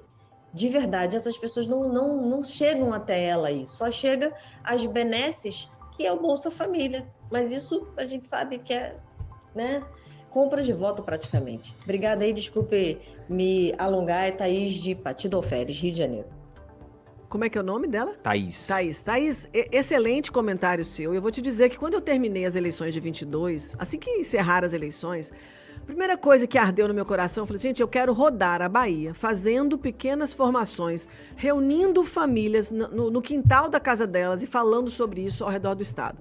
Inclusive, cheguei até a apresentar essa ideia na primeira reunião e única reunião que eu fui do diretório executivo do PL, aqui em Salvador, não, tá bom, depois a gente olha isso, mas nunca foi, na verdade tem que ter a intenção de despertar as pessoas, né? Então, o que acontece, quando eu falo isso aqui, com o coração aberto, porque eu rodei a Bahia, uns 130 municípios na campanha de 22, e eu vi o interior da Bahia, em cidades muito simples e pessoas muito simples que dependem desse recurso, que dependem dos benefícios. Então, nós temos uma população que, aquela que está a necessidade básica dela precisa ser assistida, ela depende do benefício. Para aquelas que tiveram a condição de estudar um pouco ou de ficar um pouco mais antenada e começa a entender no seu entorno, é como se levanta a cabeça daquele mormaço assim, de estar completamente enebriado com as suas carências. Aquelas pessoas que levantaram um pouco as cabeças, elas saíram das suas cidades. Tanto que a gente viu várias cidades que reduziram a população na Bahia. Várias cidades do interior têm um número de depopulação, elas reduzem a capacidade populacional. Por quê? Porque ali não tem emprego, depende da prefeitura. Então, esse é um trabalho que eu acredito, que eu tenho, inclusive tinha a intenção de fazer em 22, mas aí eu tive que voltar assim, para a minha medicina, para sobreviver, para poder viver, né? Assim, em função de como profissional autônoma, de estar trabalhando e dedicando ao meu tempo médico aos pacientes. Mas é um projeto, sim, que tem que partir do pensamento político dessas pessoas que vão influenciando. E aí elas vão executar uma a outra, levando essa informação. Ou seja, eu vou usar o meu poder de influência para tocar o coração do outro. E esse trabalho precisa ser feito, às vezes, até com o nosso vizinho. Ele é aquele que já acordou, que vem cá, deixa eu te mostrar o que está acontecendo. Vem cá, deixa eu te mostrar o que está acontecendo. E conversas, às vezes, de 1, 2 pessoas, e a gente fazendo essa grande corrente do bem. Aí a gente vai chegar nesse fim que é importante do despertar. Acho que esse é um grande nome, é o despertar. É isso aí, 10 horas e 24 minutos. Seguimos aqui no Brado Jornal, Brado Entrevista com a doutora Raíssa Soares. Feriadão, hoje é feriado. Ô, sujeito, quem é você que tá aí, rapaz? Cadê Timóteo? Cadê Vanessa? Meu amigo, Timóteo pegou a família dele, reuniu com a família de Vanessa e viajaram. Viajaram aí no avião particular da Vanessa. Pra quem não sabe, Vanessa é multimilionária. Foram aí pras Ilhas Caimã. E eu estou aqui, meu amigo, feriadão, trabalhando. A doutora Raíssa Soares nos deu essa honra de estar aqui conosco. Rapaz, tá aqui trabalhando também, viu? Porque a doutora não tem isso. Doutora, a senhora é milionária igual Vanessa e Timóteo, não, né? Sou milionária da graça de Deus. Amém, eu também, amém. Tem mais pergunta, produção? Se tiver, taca ali pau, solte o povo. A produção tá falando que tem um excesso de mensagens, então solte as mensagens pra doutora, ela que é a convidada especial hoje, tá? Mensagem pra mim a gente reproduz no meu programa. Solte mensagens pra doutora. Que tiver aí que for pra doutora, pode mandar. Bom dia, doutora. Doutora, sobre o seu partido, eu acho que a senhora deveria mudar, sim. Ir para o Partido Novo, lá é o melhor lugar para a senhora, certo? E se candidate como é que diz, aqui na Bahia, como governadora, ou mesmo a senhora teria meu voto e eu vou fazer campanha para a senhora também. E outro detalhe sobre a regulação, que as pessoas desconhecem. O que acontece na regulação, que é chamado fila da morte, realmente é fila da morte. Por quê? As pessoas que passam o relatório para ir para a fila, passa de qualquer jeito. Eu lhe digo por experiência, certo? Que já aconteceu comigo. Então, passa de qualquer jeito, não relata o fato do acontecimento do paciente real. Aí fica lá aquela regulação sem andar o tempo todo. E outro detalhe que as pessoas desconhecem, que a regulação não é feita para pessoas idosas. A preferência só é para os mais jovens. A senhora está sabendo disso? Aqui quem fala é Sidney de Salvador. Sou sua fã. Obrigada, Sidney, e parabéns aí pelas suas palavras. Olha, infelizmente, a gente precisa de entender como é que ele está funcionando, porque os hospitais, e eu falo isso porque, como plantonista, quando a regulação vai buscar a vaga do hospital, por exemplo, uma internação, o que ela faz? Ela geralmente, o médico que está no sistema de regulação, ele determina aquele pedido E ele já sabe, por exemplo, se o problema do paciente é cardiológico, não adianta mandar para um hospital que não tem cardiologista. Se o problema é do rim, não adianta mandar o paciente para um hospital onde não tem o especialista, que é o nefrologista. Então, existe um direcionamento do médico, que é o regulador, que fica gerenciando os pedidos de, por exemplo, para uma internação, porque ele tem que mandar o paciente para o hospital que tem capacidade de resolver aquele problema. O que acontece é que os hospitais recebem 3, 4 pedidos. E o hospital que está recepcionando, ele quer aquele paciente mais jovem, menos complicado para resolver o problema. Então, isso é um problema grave que impacta os idosos que aguardam e ficam na fila. Eles ficam esperando. Na verdade, nós temos que mudar esse cenário. Tem que haver uma capacitação, tem que haver, inclusive, até uma forma de recepcionar o idoso com prioridade, porque a lei da prioridade, ela existe para priorizar o idoso na sua fragilidade. Então, deveria aplicar a lei da prioridade até para a regulação. Se eu tenho um paciente de 18 e um paciente de 80, ambos com pneumonia, quem vai receber primeiro é o de 80. O de 18 vai ter que esperar.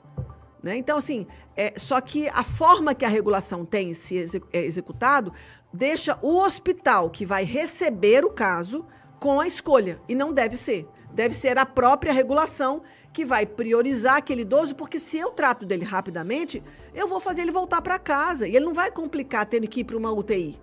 Porque é claro que se uma doença vai atrasando a sua resolução, ela vai complicando. Esse paciente, ao invés de internar num leito de hospital simples, ele vai ter que internar num leito de UTI.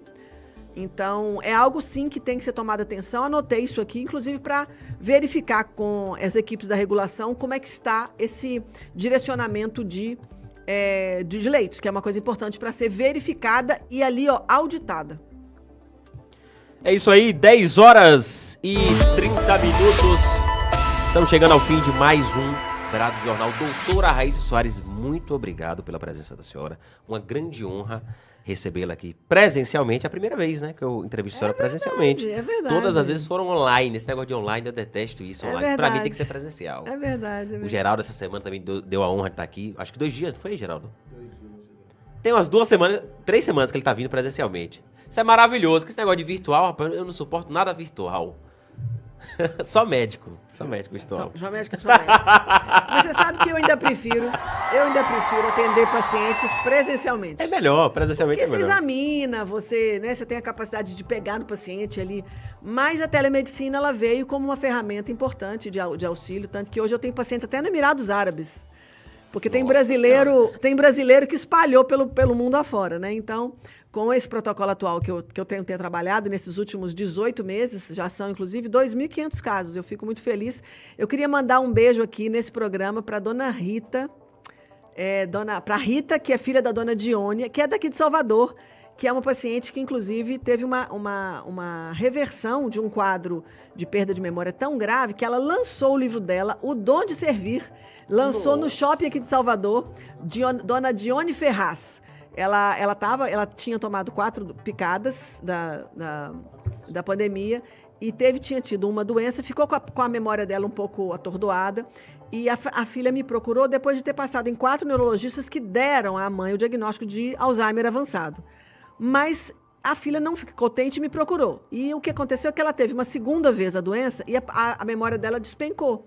Em 2 meses, rapidamente. Aí, o que aconteceu? Ela começou a fazer o protocolo, que esse protocolo a gente chama de protocolo Spike, e aquilo era 10 meses atrás. Agora, em 8 de maio, ela lançou o livro dela, O Dom de Servir, Dione Ferraz. Fica aí a dica. Dona Dione, um beijo para você, Rita, muito obrigada pela confiança. E a telemedicina nos permite isso, né? Tratar as pessoas à distância. E foi, sem dúvida nenhuma, um legado que a pandemia trouxe de benéfico a muitas plataformas, tanto no jurídico quanto na medicina, que é a capacidade da gente resolver por teleatendimento, né? E, assim, acho que isso é um legado que ficou para todos nós. Acaba que é um avanço, porque a gente consegue atingir além muro, né? Então, muito obrigada aí pelo espaço. Parabéns aí. E muito obrigado pela participação de todos vocês. Depois eu quero ver, viu, produção, esses áudios todos aí. Me mandem esses meus incentivadores aí. O que não reproduziu, manda pra ela, produção. Tem muita mensagem. Ficaram muitas sem reproduzir. E vamos aí saber se vai ter um movimento do Partido Novo na Bahia a partir do programa de Lohan aqui na Brado Rádio. Então... Inclusive, doutora, eu quero agradecer aqui a senhora, pessoalmente, com relação ao protocolo. Depois que eu fiz a consulta com a senhora, uma semana depois eu adquiri o que precisava adquirir para fazer. E desde então, minha memória melhorou muito. Que bom, melhorou, verdade. Porque é verdade. eu tava... Tinha esquecido que você virou meu paciente. Isso, eu virei paciente da senhora. Eu ia falar as coisas, estava na minha mente para falar, só que eu simplesmente esquecia do nada. Sim. Ia falar alguma coisa e esquecia. Ia falar, Salvador é... O que mesmo, meu Deus? Salvador é bonita. Então eu esquecia, eu ficava tentando lembrar, era um negócio complicado e me atrapalha na minha profissão, né? Me atrapalha de exercer a minha advocacia, de também apresentar o programa. E depois que eu passei a fazer, o protocolo vem melhorando e muito. E olha que tem pouco tempo, tem o que, 1 mês e pouco, né? No máximo 1 mês, 2 meses. Então tem melhorado, acredito que com o passar do tempo. A gente dá nome a isso de fuga de palavras. Isso, exato. Que é aquela palavra que você quer falar e parece que ela foge, mas ela vem com o tempo. Então. Exatamente. E o brain fog, que a diferença é quando as pessoas têm uma névoa. É chamada névoa cerebral mesmo. É falta de foco, atenção e concentração de pessoas, inclusive, se perceberem mais lentificadas para escrever, para digitar um texto.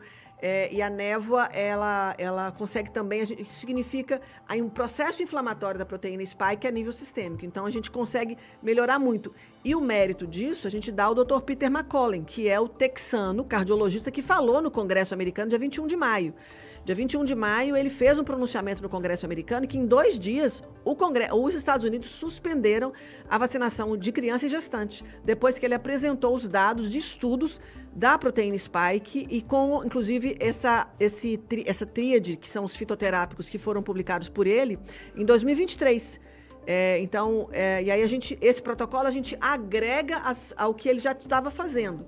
Mas, inclusive, ontem eu reafirmaram comigo, eu deixo aqui para todo mundo, o World Council for Health. O World de mundo, Council de Conselho for Health, para a saúde. O Conselho Mundial para a Saúde me fez o convite para registrar o programa, esse protocolo, no site deles, considerando que eu já tenho aí 2.500 casos tratados, com 90% de remissão de sintomas em 90 dias. Então, eu vou colocá-lo nessa fonte de informação. Depois eu vou deixar aqui para a produção, para que vocês possam divulgar para os ouvintes. Que é um grupo de 45 países no mundo que se reúnem longe da indústria farmacêutica, colocando para a população aquilo que já se sabe, o que já pesquisou, o que já tem de novo relacionado nos assuntos que envolvem a pandemia. E nós estamos agora montando o Braço Brasil. Eu estou presidente do Braço Brasil World Council for Health.